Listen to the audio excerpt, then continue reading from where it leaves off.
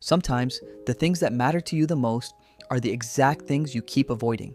You know what you need to do, you think about it every day, you even want to change, but somehow you still delay it again and again, and after a while, you start calling yourself lazy, undisciplined, or distracted. But what if procrastination isn't really about laziness? What if your mind is secretly trying to protect you from something deeper? Fear, pressure, failure, or even your own expectations? In this video, you'll understand why you procrastinate even when you truly care, and how to finally break the cycle. The hidden pain. One of the biggest reasons people procrastinate isn't laziness, it's emotional pain. Sometimes a task feels heavy because deep down you're scared of failing, making mistakes, or not being good enough.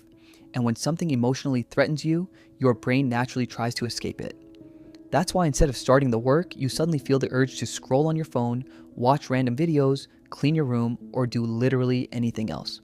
It's not because you don't care. In fact, you usually procrastinate more on the things that matter the most to you, because those things carry pressure, expectations, and fear. And over time, this avoidance creates guilt, stress, and frustration, until even small tasks start feeling mentally exhausting. Fear takes control. Most procrastination is actually hidden fear. Fear of failure, fear of judgment, fear of being embarrassed, or even fear that your hard work still won't be enough. Your brain starts imagining negative outcomes before you even begin, and slowly the task starts feeling bigger and heavier in your mind.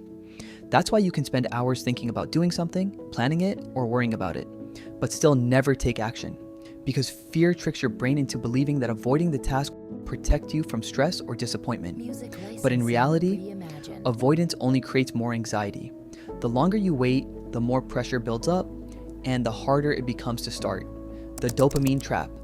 Your brain is constantly looking for quick and easy pleasure. That's why scrolling on social media, watching short videos, checking notifications, or playing games feels so addictive. These things give your brain instant dopamine, a fast reward without much effort. But real progress doesn't work like that. Studying, working, exercising, or learning a skill takes time before you feel rewarded. And because your brain gets used to instant stimulation, slow and meaningful tasks start feeling boring and difficult. So every time you try to focus, your mind begins searching for something easier and more entertaining. Not because you're weak, but because your brain has been trained to choose instant comfort over long-term growth. Breaking the cycle. The way to stop procrastinating isn't to suddenly become perfect or highly motivated. The real solution is learning how to take small actions even when you don't feel ready. Because motivation usually comes after action, not before it. Most people wait to feel motivated before they start, and that's why they stay stuck for so long. But even a tiny step, opening your laptop, studying for 5 minutes, or starting one small task can break the mental resistance inside your brain. And once you repeat those small actions consistently, your mind slowly stops fearing the task.